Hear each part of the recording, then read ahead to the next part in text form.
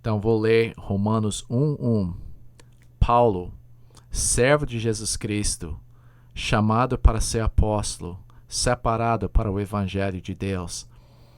Então nota na apostila servo, que ele usou, a primeira coisa que ele se descreveu como servo. Essa palavra grega é doulos, é uma palavra para o escravo comum.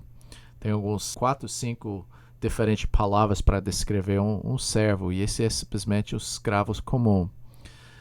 Os gregos não gostavam de ser considerados servos. Então Paulo, antes de mencionar que ele era um apóstolo, ele mencionou que ele era escravo, servo. Eu creio que a razão que Paulo fez isso é porque ele queria se apresentar como servo das pessoas e não se exaltar na sua posição. Eu coloquei que essa é a sua posição, está sublinhado na sua apostila. Ele reconheceu que isso que eu sou. Eu não estou em cima de vocês, mas eu sou seu servo. Mas ele falou que ele não era simplesmente o servo das pessoas de Roma. Ele falou, eu sou servo de Jesus Cristo. Ele é o mestre. Quer dizer, quem manda na vida de Paulo não eram os romanos, mesmo que Paulo queria servir os romanos, mas ele era subordinado a Cristo. Ele era escravo de Jesus Cristo. E uma coisa interessante, eu mencionei essa palavra aqui na sua apostila, voluntário. Eu gosto do conceito de um escravo voluntário. Se você lê em Êxodo 21, 5-6, você vai ler. Porém, se o escravo, nota, ele está falando que ele deve ser liberado depois de um certo tempo, 7 anos, né?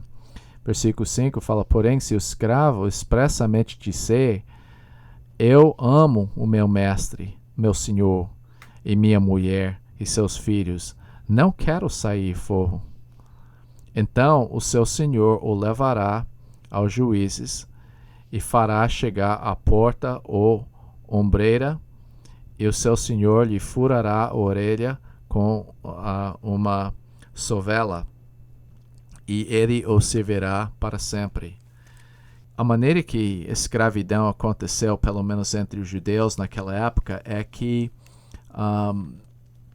uma pessoa ia ter débitos, dificuldades, e ia chegar para outro e se vender para ser escravo daquela pessoa, para sair do débito. Ia se vender como escravo por um período de 7 anos, ou menos, dependendo do ano.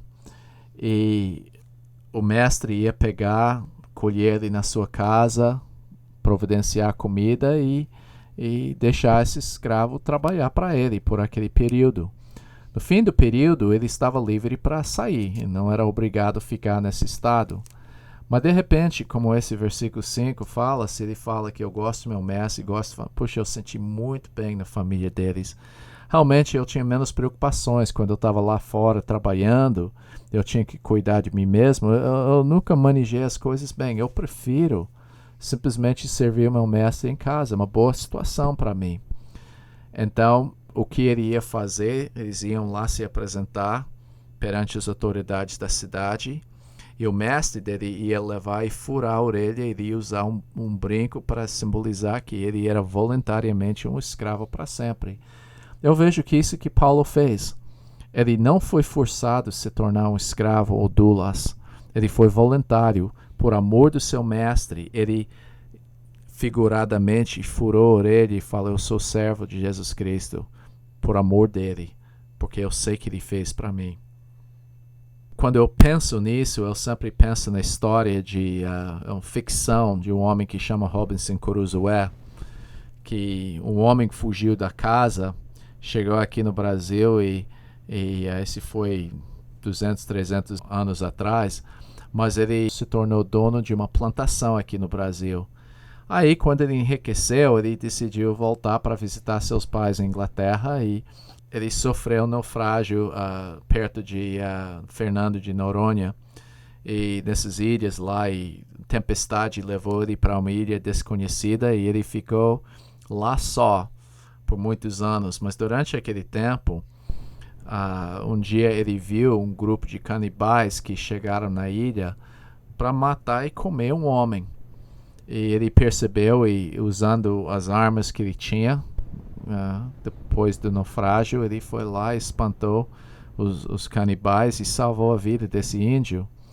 E esse índio, quando sabia que Robinson Crusoe fez, ele chegou lá e se prostrou perante ele, colocou o pé dele em cima do seu pescoço, falando que eu quero ser seu escravo. Robinson Crusoe chamou ele sexta-feira, porque foi uma sexta-feira que eles encontraram. E esse índio se tornou um grande amigo, companheiro de Robinson Crusoe por todos esses anos. Ele era servo, mas servo voluntário. Os portugueses tentaram escravizar os índios brasileiros, mas os índios brasileiros não submeteram a isso.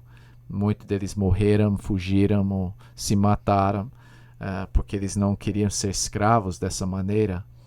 Mas o escravo que Paulo se descreveu aqui nessa palavra doulos era um escravo voluntário. E você é servo do Senhor Jesus Cristo? Você realmente reconheceu o que Ele fez por você e você se submeteu a Ele?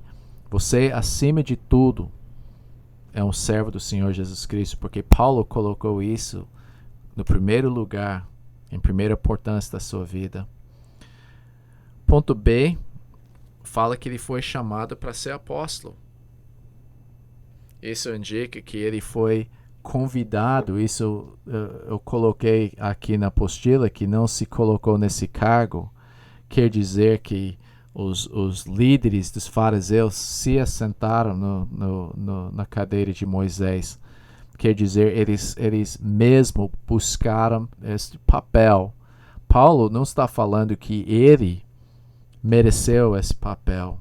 Ele chegou a ser apóstolo não pelo seu próprio esforço, não pelo seu próprio mérito, pela sua própria busca, mas foi Deus que chamou ele para esse cargo.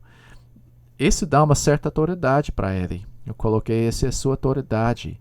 Se Deus é que colocou essa posição, então ele tem o respaldo de Deus para ser esse apóstolo. E a palavra eu coloquei embaixo aqui significa alguém enviado. A palavra apo significa fora, stelo significa de enviar. Um apóstolo é tipo um missionário, uma pessoa que é enviada pelo Senhor Jesus Cristo. Então Paulo fala, eu fui chamado para ser apóstolo.